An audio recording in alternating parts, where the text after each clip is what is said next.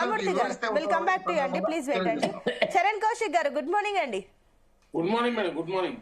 కౌశిక్ గారు, సో ఏం చెప్తారు? మీరు చేస్తున్న తప్పుల్ని కప్పిపుచ్చుకోవడానికి కరెక్ట్ టైంలోనే మీరు ఫోన్ ట్యాపింగ్ అంటారు, ఇంకో కేసు అంటారు, ఆ కేసులు అంటారు, ప్రజల్ని డైవర్ట్ చేసేదానికే మీరు ఈ కేసులు తప్ప ఇంకా చేసేది ఏం లేదు. 2 ఏళ్ళు అవుతుంది, ఇంతవరకు ఏం చేస్తున్నారు? ఇందాక వెంకటరెడ్డి గారు ఒక మాట అన్నారు, చాలా మంది ప్రజలు కూడా అడుగుతున్నారు, జైల్లో పెడతాము, జైల్లోనే డబుల్ బెడ్రూమ్ ఇల్లు కట్టిస్తాము, అక్కడే ఉంచేస్తామని చెప్పేసిన మీరు ఇప్పటి వరకు అసలు అది లేదు గతి లేదు ఏది లేకుండా చేస్తున్నారు. ల్యాగ్ తప్ప డైలీ సీరియల్ కేటీఆర్ అన్నట్లుగా ల్యాగ్ తప్ప ఏమీ లేదన్న కమెంట్లకి ఏం చెప్తారు?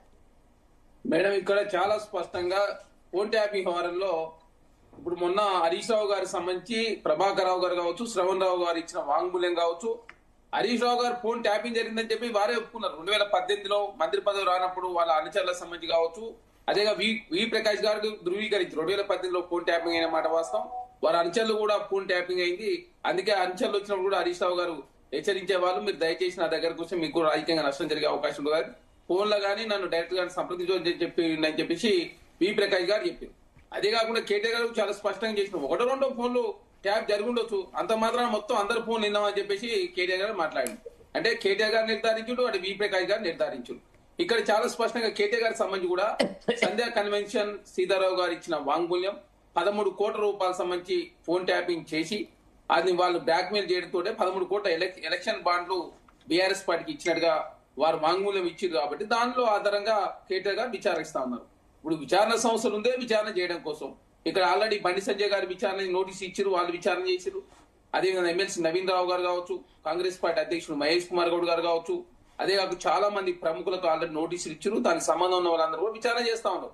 ఇప్పుడు విచారణ సంస్థలు అంటే ఏదో బీఆర్ఎస్ పార్టీ ఆయనలో కాక డైనింగ్ టేబుల్ మీద కూర్చొని వీళ్ళని అరెస్ట్ చేయండి, వాళ్ళని అరెస్ట్ చేయండి, వీళ్ళని జైల్లో పెట్టండి, వాళ్ళని జైల్లో పెట్టేట్టు ఉంటుందా? విచారణ సంస్థలు పూర్తిస్థాయి అధికారాలు ఉంటాయి. అదే కాకుండా దానిలో భాగంగా విచారణ చేస్తాం. ఇప్పుడు బీఆర్ఎస్ పార్టీ ఇంత చెప్తా ఉంది, అసలు వాళ్ళు సిట్టు ఏనట్టు ఏసి విచారణ చేయడానికి వాడు మాట్లాడుతూ ఉన్నారు. ఆనాడు సిట్టు కూడా విచారణ చాలా వాటి మీద విచారణ ఇచ్చారు. ఎమ్మెల్యే కొనుగోలు వ్యవహారం కావచ్చు, అదే కాకుండా ఎప్పుడైతే పేపర్ లీకేజ్ జరిగినప్పుడు కావచ్చు, అదే కాకుండా 9 కేసులు కావచ్చు. ఇగో ఎమ్మెల్యే కొనుగోలు 2024లో సిట్ విచారణ చేసిరు, టీఎస్పీఎస్ పేపర్ లీకేజ్ 23లో వేసిరు, 9 గ్యాంగ్స్టర్ 26లో ఏమైందో తెలియదు, డ్రగ్స్ కేసు 2017లో కూడా సిట్ విచారణ. మరి ఆయన ఏమైనా సార్ ఒక్క రిపోర్ట్ అన్న బయట పెట్టారా? మరి మీరు అన్ని ఏమిటి వాడుకున్నారు? మీరు మరి మీలాగా మాకు వాడుకునే ఉద్దేశం లేదు కాబట్టి తెలంగాణ రాష్ట్రంలో పారదర్శక విచారణ చేస్తాం. దానిలో భాగంగా ఒక్కొక్కరు విచారణ చేస్తున్నప్పుడు రకరకాల డౌట్లు కావచ్చు, రకరకాల ఆధారాలను బయటపెడుతున్నప్పుడు దానిలో భాగంగా విచారణ సంస్థలు నోటీసు ఇస్తాయి. దానిలో భాగంగా విచారణ చేస్తుంటే దాన్ని కూడా రాజకీయం చేసే ప్రయత్నం ప్రతిదాన్ని మీ ప్రభుత్వం కూడా ఫోన్ ట్యాపులు చేస్తుందని చెప్పేసి కేటీఆర్ సవాల్ చేస్తారు కదా, మరి దానికి జవాబేం చెప్తారు? మేము వారిలాగా ఫోన్లు ట్యాపింగ్ చేసి ఎలక్షన్ బాండ్లు తీసుకోలేదు, వాళ్ళలాగా ట్యాపింగ్ చేసి భూములు గుంజుకోలేదు. సొంత చెల్లి చెప్తుంది ఎవరన్నా అల్లుడు ఫోన్ ట్యాపింగ్ చేస్తారని చెప్పి కేసీఆర్ అంటుంది. ఎవరినంటుంది? కేసీఆర్ గారిని అంటుంది కదా. సొంత కూతురు ఎమ్మెల్సీగా ఎంపీగా పనిచేసిన కల్వకుంట్ల కవిత గారు చెప్పింది మాత్రం కరెక్ట్ కాదట, వేరే వాళ్ళు ఎవరు చెప్పింది మాత్రం కరెక్ట్ అని చెప్పి బీఆర్ఎస్ పార్టీ నిర్ధారిస్తే ఎట్లా? ఆనాడు ఉద్యమంలో ఉన్న కల్వకుంట్ల కవిత గారు, జాగృతి నడిపిన కల్వకుంట్ల కవిత గారు సొంత కేసీఆర్ గారు కూతురు, కేటీఆర్ గారు చెల్లి, హరీష్ రావు గారు మరదలు, ఆమె చెప్తుంది మా ఇంటి మా పిఏల నెంబర్, మా నెంబర్లు, అందరి నెంబర్లు ఫోన్ ట్యాపింగ్ అయింది చెప్పేసి వారు చెప్తా ఉన్నారు. అదే కాకుండా ఆనాడు జర్నలిస్టుల సంబంధించి కూడా చాలా మంది ఫోన్లు ట్యాపింగ్ చేశారు. జర్నలిస్టులు అరెస్ట్ చేసి తొలివేలు రగ్గాని కావచ్చు, రప్రకాష్ గారు కావచ్చు, తీర్మాన మల్లన్న కావచ్చు, ఒకరా ఇతర చాలా మందిని అరెస్ట్ చేసింది వాళ్ళే. TV9, ABN, V6, వెలుగు, తర్వాత ఇవన్నీ కూడా బ్యాన్ చేసింది కూడా వాళ్ళే. సిట్లు కూడా వేసింది వాళ్ళే.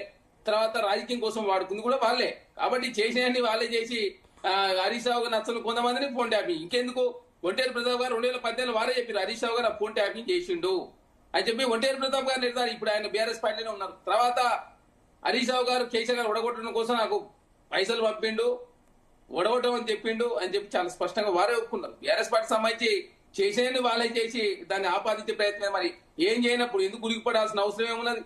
అదే కాదు, చక్రధర్ గౌడ్ గారు పంజాగూడ PS లో కేసు పెట్టారు. అదే కాకుండా ఆయన హైకోర్టు పోయిన తర్వాత సుప్రీంకోర్టు పోయారు. తర్వాత దానికి సంబంధించి శ్రవణ్ రావు గారు, ప్రభాకర్ రావు గారు ఇచ్చిన వాంగ్మూలం ఆధారంగా అయ్యా మరి హరీష్ రావు గారు మీ ఫోన్ ట్యాపింగ్ అయింది 18లో అంటే మౌనం వహించుడు. హరీష్ రావు గారు ఫోన్ ట్యాపింగ్ అయిందనే విషయం తనకు తెలుసు, తనకు సంబంధించిన అనుచరులు చెప్పింది కాబట్టి దానిలో భాగంగా విచారణ చేస్తాను. విచారణ సంస్థలకు సహకరించాల్సింది పోయి రాజకీయ కోణంలో విచారణ చేస్తారని చెప్పేసి మేము రాజకీయ సరే కోణంలో మీరు అన్నట్లు అన్ని కన్సిడర్ చేద్దాం. ఇంకొకటి, సరే మీ ప్రభుత్వంలో ఉన్న పెద్దలే ఇప్పుడు ఉత్తమ్ కుమార్ రెడ్డి కానివ్వండి, వెంకటరెడ్డి, కోమటిరెడ్డి వెంకటరెడ్డి, వీళ్ళ ఫోన్లు కూడా ట్యాప్ అయినాయని చెప్పేసి అప్పట్లో ఆరోపణలు ఉండే. మరి వాళ్ళకి సంబంధించి కూడా ఇంతవరకు విచారణకు ఎవరిని పిలవలేదు. బండి సంజయ్తో సహా చాలా మంది విచారణకు వెళ్తుంటే మరి ప్రభుత్వ పెద్దలు ఎందుకు వెళ్ళట్లేదు? మేడం ఆల్రెడీ చెప్తా ఉన్నా, మా పిసిసి అధ్యక్షులు ఫోన్ ట్యాపింగ్ అయింది, వారిని విచారణ పిలిచారు. మా గాంధీ భవన్ సంబంధించి సిపిఆర్ విచారణ పిలిచారు. ఎవరైతే ఆ లింక్ లో భాగంగా ఎక్కడైతే ఆ లింక్ వస్తున్నట్టు వాంగ్మూలం ఆధారంగా మాత్రమే విచారణ చేస్తాం. ఇంకా ఇది ఇవాళ ఒక్కరోజు అయిపోయేది కాదు కదా. అదే కాకుండా ఇంకా చాలా ఉన్నది. అదే కాకుండా కవిత గారు ఆమంటుంది నా ఫోన్ ట్యాపింగ్ అయితే నన్ను పిలువండి, నాకు సంబంధించి కూడా ఆ దిశగా ఆలోచించాలని ఆమె చెప్తా ఉంది. ఆమె వాంగ్మూలానికి సంబంధించి సిటీ ఏ విధంగా పరిగణలోకి తీసుకుంటూ చూడాల్సిన అవసరం ఉంది. అదే కాకుండా ఏదో బొగ్గుగల్లో జరిగిపోయిందన్న, బొగ్గుగల్లో ఏదో జరిగిపోయింది, మొత్తం కాంగ్రెస్ పార్టీ అవినీతి చేసిన బొగ్గుగల్లు అని చెప్పేసి తెలంగాణ సమాజాన్ని తప్పుగా చిత్రీకరించే ప్రయత్నం బీఆర్ఎస్ పార్టీ చేస్తాం. బొగ్గుగల్లుకి సంబంధించి కాంగ్రెస్ ప్రభుత్వం వచ్చిన తర్వాత 4 టెండర్లు పిలిచారు. 4 టెండర్లు పిలిస్తే ఆ 6 టెండర్లు పిలిస్తే 4 టెండర్లు బీఆర్ఎస్ పార్టీ సంబంధించిన వాళ్ళకి వచ్చినాయి. అరే దీప్తి కంపెనీ ఎవరు, సోదా కన్స్ట్రక్షన్ కంపెనీ ప్రైవేట్ లిమిటెడ్, అదే ఎండి దీప్తి రెడ్డి గారు, మాజీ టీఆర్ఎస్ ఎమ్మెల్యే కందాల ఉపేంద్ర రెడ్డి గారు కుమార్తె. ఇదే కంపెనీ పక్కనే ఉన్న VKOC2 ప్రాజెక్ట్ కింద 2023 నవంబర్ లో 10% అధిక రేటు తోటి బీఆర్ఎస్ ప్రభుత్వ కాలంలో వారికి టెండర్ కేటాయించారు. మేము ఆయనలో 10% ఇవ్వలేదు, మేము మైనస్ ఇచ్చినామని చెప్పి హరీష్ రావు గారు పచ్చి అబద్ధాలు చెప్తే ఎవరిని మోసం చేయడం కోసం, ఎవరిని తప్పుదారి పడించడం కోసం, మీడియా ఉందని చెప్పేసి ఏది పడితే నోటికి ఏదిస్తాను అబద్ధాలు ఆడతారా? ఒక లీడర్ అయి ఉండి ఒక డిప్యూటీ ఫ్లోర్ లీడర్ ఉన్న హరీష్ రావు గారు తెలంగాణ సమాజాన్ని, అదే ఆ కళ్యాణ్ గారి ఓపెన్ ప్రాజెక్ట్ ఎవరికి వచ్చింది మేడం? అది ఎవరికి సంబంధించి కాంట్రాక్ట్ సంస్థ ప్రతిమా శ్రీనివాసరావు, ప్రతిమా వినోదరావు గారికి సంబంధించిన మేనల్కి వచ్చింది. ఆయన కాంగ్రెస్ పార్టీ సంబంధించిన నాయకుడ. RGOC2 ఎక్స్టెన్షన్ ఎవరికి వచ్చింది? నిశాంత్ రావు గారికి, మదన్ మోహన్. ఆయన ఎవరు? మాజీ ఎమ్మెల్యే సుధాకర్ రావు గారు. ఎవరు? కేసీఆర్ గారు అధిక బంధువు కాదా? అదే అంటే మేము పారదర్శకంగా టెండర్లు అదేవిధంగా యాజ్ పర్ ప్రాసెస్ ప్రకారం ఇచ్చింది కాబట్టి బీఆర్ఎస్ పార్టీ సంబంధించినటువంటి 4 టెండర్లు వస్తే కాంగ్రెస్ పార్టీ సంబంధించిన వాళ్ళకి వచ్చినాయి. పెద్ద ఎత్తున అవినీతి జరిగింది, చిన్న అవినీతి ఆరోపణ. ఇంకోటి సైట్ విజిట్ అనేది దేశంలో ఎక్కర్లేదు. 2018లో పెట్టిందే బీఆర్ఎస్ పార్టీ. దేశవ్యాప్తంగా కోల్ ఇండియాలో ఉపయోగిస్తున్నది భారతీయ జనతా పార్టీ. నిన్న కిషన్ రెడ్డి గారు ఆయన అబద్ధాలు ఆడతాడు, అసలు మైనింగ్ సైట్ విజిట్ అనేది లేదని. కోల్ ఇండియాలో ఉన్నది, NMD national mineral development corporation ఉన్నది, అదే నరేంద్ర మోడీ గారు సొంత రాష్ట్రంలో ఉన్నది, కేరళలో ఉన్నది, మహారాష్ట్రలో ఉన్నది, అన్ని రాష్ట్రాలు సైట్ విజిట్. ఇంకోటి సైట్ విజిట్ సర్టిఫికేట్ ఇవ్వలేదని చెప్పేసి ఇప్పుడు ఏ కాంట్రాక్టర్ కూడా అదేవిధంగా మీడియా దృష్టి కానీ, ప్రభుత్వ దృష్టి కానీ, ప్రతిపక్షాల దృష్టికి తీసుకురాలి. అయినా సైట్ విజిట్ సర్టిఫికేట్ మీద కాంగ్రెస్ ప్రభుత్వం అవినీతి చేస్తుందని చెప్తే ప్రభుత్వం చాలా సిద్ధశుద్ధ టెండర్లు రద్దు చేసినాం.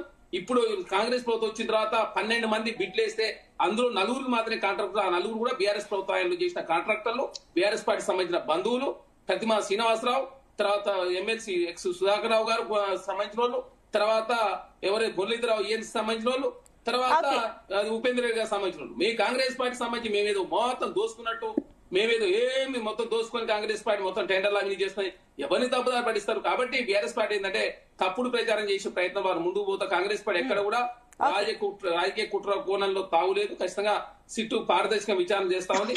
ఖచ్చితంగా ఫోన్ ట్యాపింగ్ సంబంధించి ఎవరైతే ట్యాపింగ్ పాల్పడారో వాళ్ళ మీద ఖచ్చితంగా చట్ట ప్రకారం. కౌశిక్ గారు ఒక్క నిమిషం ఆగండి. ఎస్ వెంకటరెడ్డి గారు, నేను మళ్ళీ వస్తానండి.